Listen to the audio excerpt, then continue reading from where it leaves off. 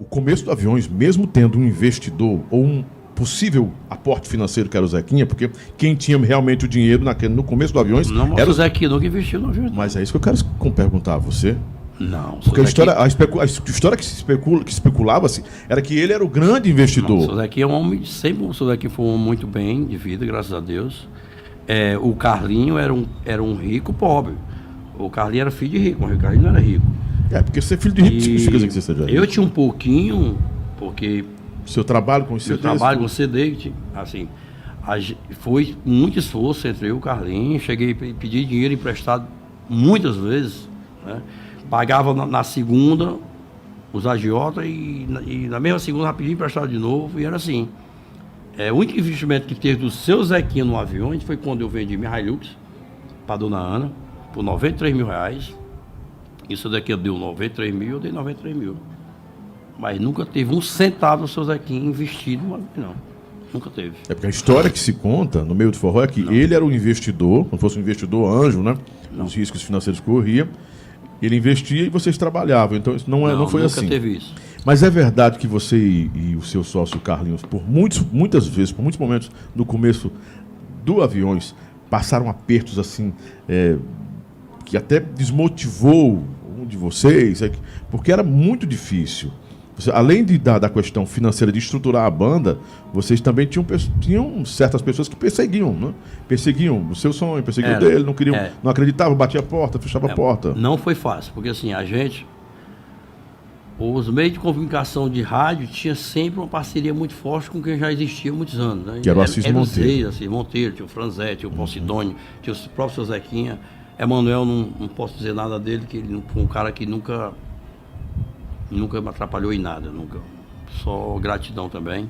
Nem fede nem cheira, mandando esse negócio. É um cara do bem. Não que os outros não sejam, né? Eu estou falando que ele nunca... Sim. Mas na época, fora o Emanuel, todos tinham seus interesses, né? Um assistia um dele, o Franzete tinha um dele, o Postão tinha um dele, e, enfim, né? Existia muito produto como Magnífico, Nó de Caju, limão, calcinha preta, enfim. Mas mas o Carlinhos, chegou o momento da gente não ter R$1 para comprar um pão. Chegar ali no Cupim e comprar um churrasco. Isso é fácil. Sério? Juro. Foi por aí. Porque tudo que vocês tinham, vocês reinvestiam na banda. Eu cheguei a andar numa Saveiro que eu só andava nela de noite, porque de dia eu ia o banco tomar. Chegou um momento que eu não tinha dinheiro mais para comprar um leite do meu filho. Porque quando o Assis me tirou da M... Fechou as portas. Fechou as portas de muita gente, mas graças a Deus, através do Emanuel e outras pessoas mais, as coisas foram se abrindo, né? Porque o Assis, o próprio Baleia bateu muito em mim na rádio, né? No Aviões. E na época o Baleia era um fenômeno no rádio, né? A palavra do Baleia era um tiro. Palavra de rei, né? Palavra de rei. Então, como era que você lidava com isso, você e o Carlos Aristides? Porque assim, a rádio que dominava era como se fosse uma internet gigante. Não, lá, a rádio... Né? Era exemplo, o poder. A Tropical, tem uma época do Baleia na Tropical que era igual a internet hoje. Se lançasse alguma coisa... Porque a internet, ela é muito lenta pro bem, né? Mas se você pisar na bola, ela é um canhão, né?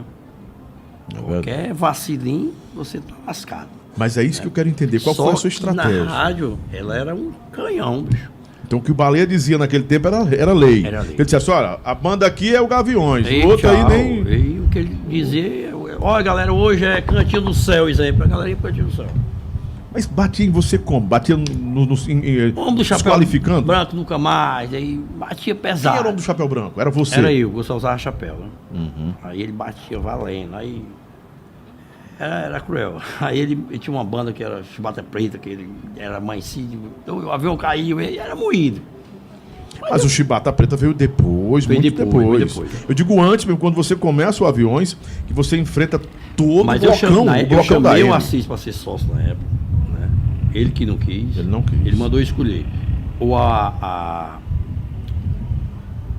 como é que chama a empresa dele, que era... A AM, que era a distribuidora de CD, ou uma banda. E eu perguntei ele por que eu não podia ficar com as duas coisas, né? Aí ele não aceitou. Porque na verdade eu não saí da AM, o Assis que me tirou de lá. Né? Eu dava R$900 mil por mês de CD pro Assis. Né? Porque ele achava que eu estava crescendo através dele. Não, porque como eu representava a empresa, então eu era mais visto, né? Então, e para ele, acho que isso incomodou a ele, uma situação, e ele não aceitava isso.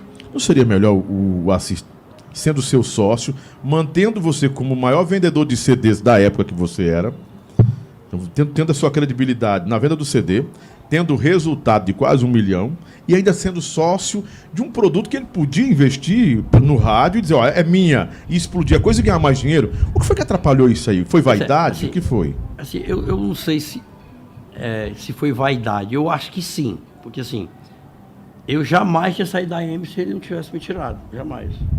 Dava para fazer as duas coisas muito bem, né?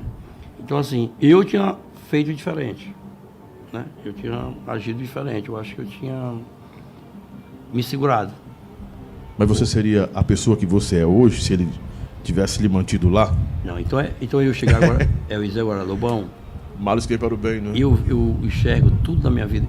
Eu sofri muito quando o São Francisco me tirou do Gaviões. Mas depois eu entendi que foi Deus que fez tudo aquilo acontecer. Depois eu fui enxergar aquilo de outro jeito, com outros olhos. Se não tivesse acontecido aquilo, eu não tinha tido Aviões.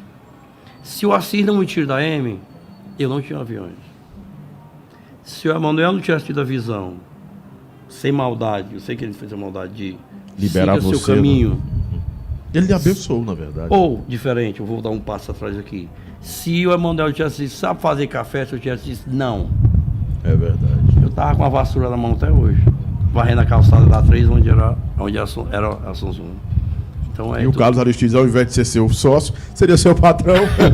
Ou não, né? Não Ou sei. não, né? Ou não tinha chegado lá também, né? Eu não sei. Porque um foi porta para o outro, né? Eu acho que eu e o Carlinhos foi uma via que Deus permitiu dessa parceria, né?